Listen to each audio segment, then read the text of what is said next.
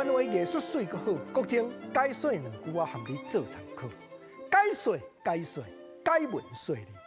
好朋友，国情招你来研究几句啊俗语话，因为人讲病顶有迄款人，病骹就有迄款人。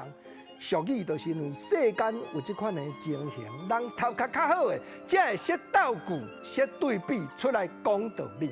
台湾人教咱的囝儿时势对时大，爱友好。有几落句甲俗语拢咧讲友好有牵连的内容，国情就你来探讨一下。头一句有较夹毛，你甲听看卖哦。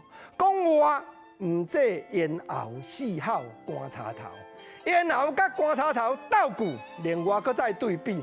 老爸甲后生讲国情啊，爸都想要食凉虾。后生甲老爸因讲，恁孙即月日爱纳学费，爱纳册钱呢。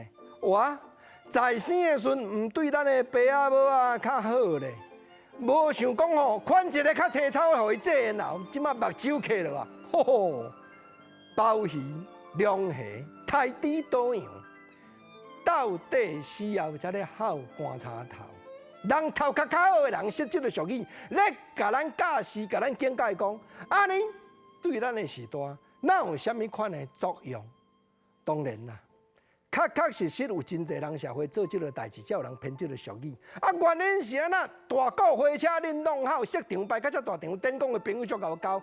搁来即句较咸，莫非是为着要瞒生人目，答死人冤？答死人冤，死人哪会知？人都过往去啊，要哪当体会讲今日时势对外友好？原因就是头前即句瞒生人目，在生人学咯，讲迄个人你甲看因老爸一个离开尔，连总统都来送挽联，生人甲死人相对比，俗语若毋是对比，啊若无就讲斗句呢。所以有哪有人编一句俗语咧劝解这的爸啊姆啊，讲做人第一爱看开爱开化，因为千斤担有人担，4两病无人摕。工课无做，别人总是会替你做。千斤的重担，你免烦恼啦，有人会担啦。但是人若辛苦病了，4两病，你无甲北向杀，你无才调自由行东往西，六骹长手，身体勇行，安尼人生就辛苦了。